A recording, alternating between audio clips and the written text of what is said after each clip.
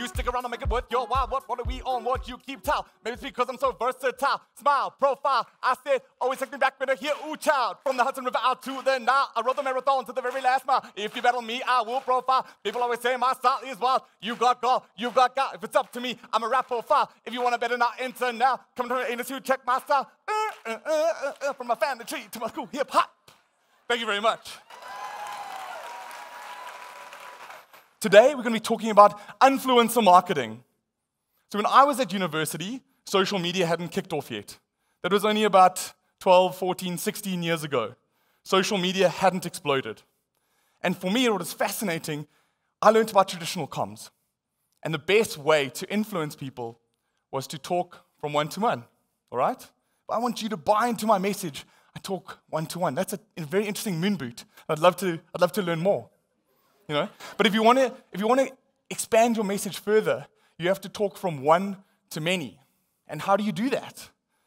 In my day, that's how quickly the internet moves nowadays. I had a day. In my day, we used to talk about talking from one to one, and that one influencer was a journalist. And that journalist used to be able to speak to many. They would write columns, they would present radio shows, they would talk on TV, and that's how you would convince people that your message was the most powerful message. Today, like Skalk alluded to, influencer marketing is a $6 billion industry. The world is crazy nowadays. Most of the time, we don't even know we're being sold to. Social media is serving us political messages. We've seen what's happened in international markets when there's politics and when there's different candidates vying for your attention.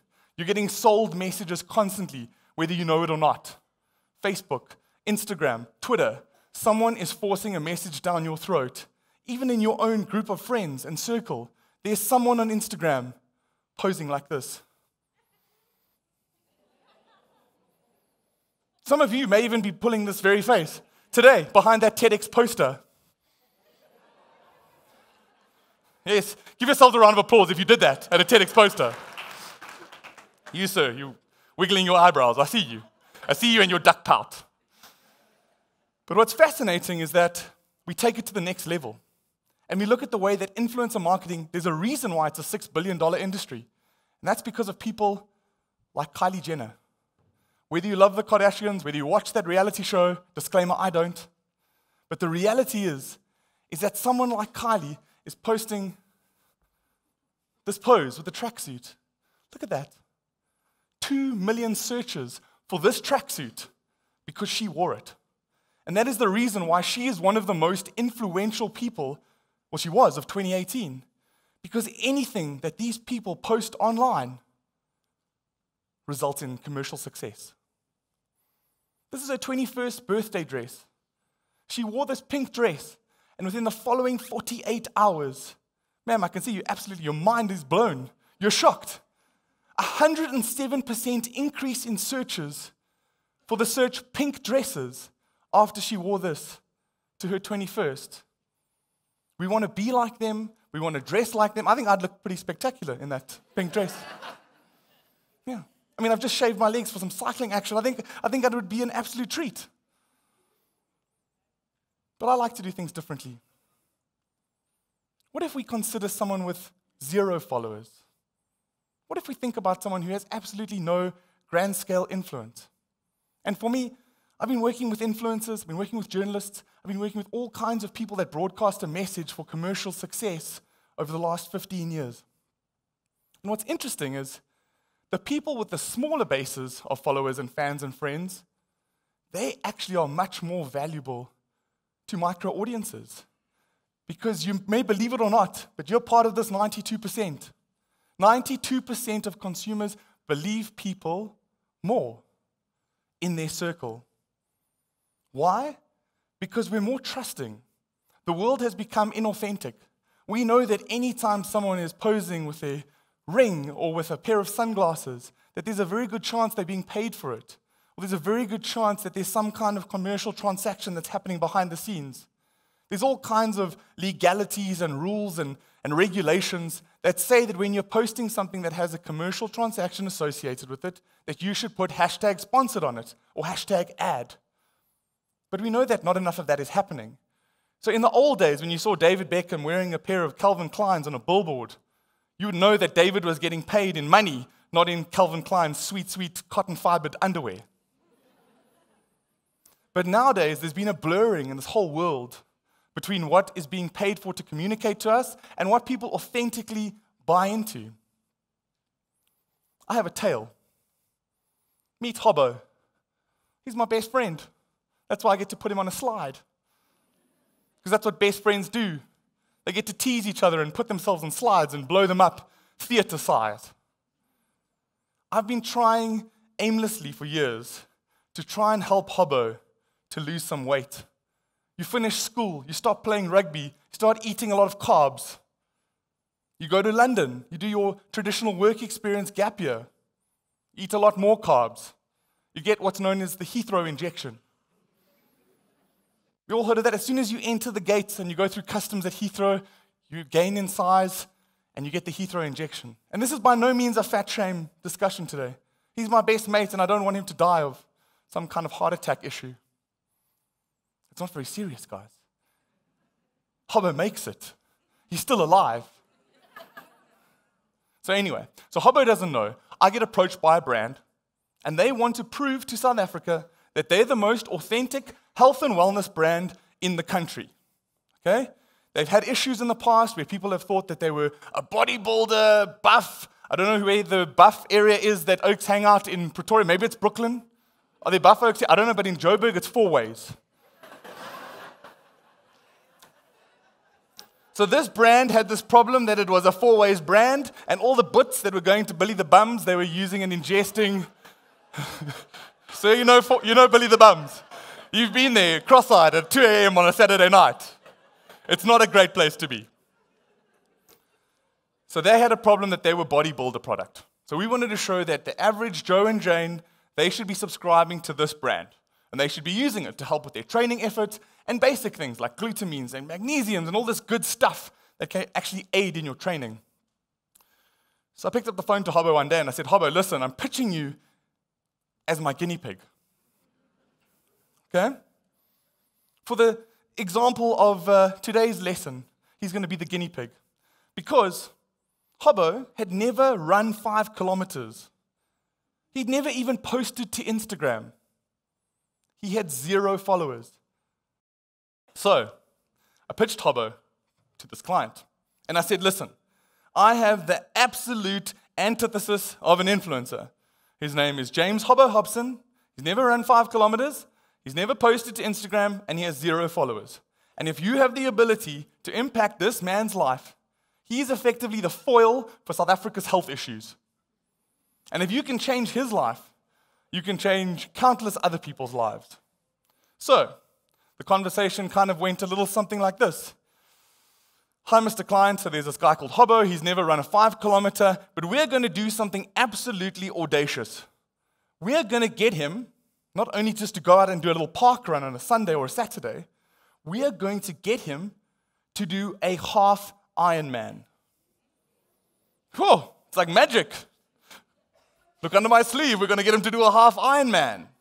For those of you, anyone who doesn't know what a half Ironman is, okay, but for the sake of the video, I'm just going to tell you. A half Ironman is a 1.9 kilometer swim. It's a 90 kilometer cycle.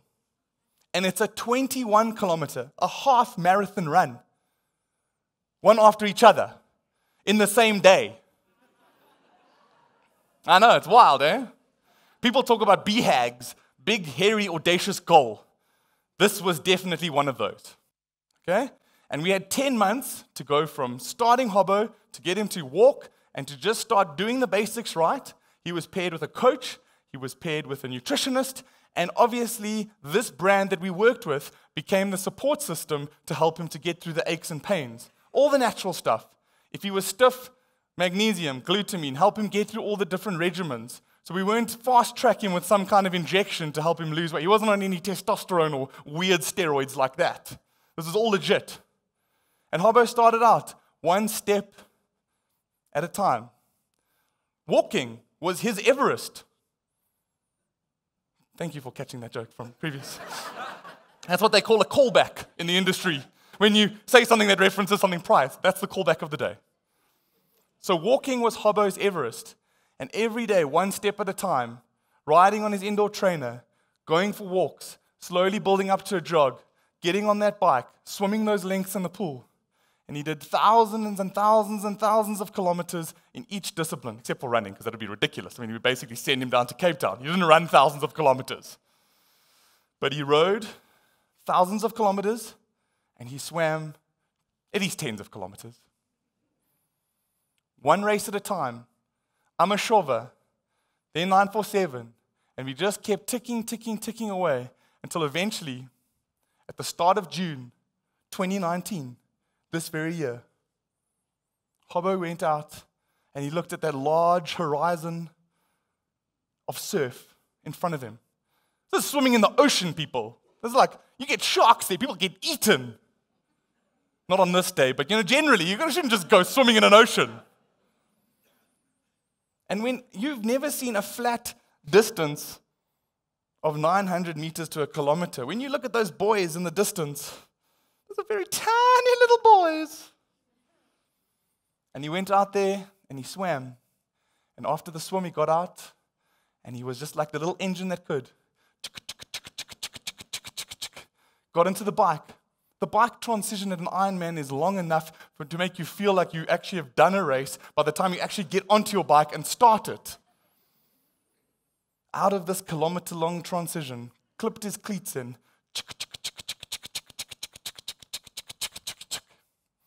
There's a live app tracking where people are, what they're doing. Everyone's like, I'm doing it with him. Like what kind of a good friend would I be if I didn't do it with him? I mean, I can't just put him in that position. Finish the transition to cycling. Look at the coach. Where's Hobbo? Oh, I don't know. He's getting a little bit tight here. Don't know if he's going to make it. He can't not make it. I mean, my job is dependent on that. It's a little bit awkward if he fails. We've been doing fortnightly Facebook videos documenting his Truman Show of how he's been training. Get off the bike. Starts that long run. But for the sake of Hobbo, it was an absolute terrible walk. It's midday in Durban. It's the middle of winter, but the sun is beating down. Sweating everywhere. This is my reliving the experience all over again. Those house lights, they've got nothing on that sun.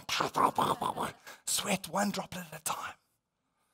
As he keeps going. And we're starting to run out of time because it's actually a cutoff at half Ironman. He's got 8 hours and 30 minutes to complete this whole triathlon on the day. 7:30, 8 hours. It's getting hairy now. His dad, who's a Geordie, and he's got the strange Newcastle accent, he's like, hey, that lazy bastard ain't gonna make it. In every movie you've got some pessimist saying, no, he's not gonna make it. That was Hobbo's dad. And at 8 hours, 15 minutes, 23 seconds, he did it. Round of applause to Hobbo.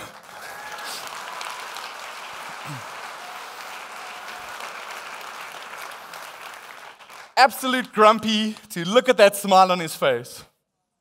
And it's an authentic story. He didn't magically transform overnight. He went 10 months through this journey.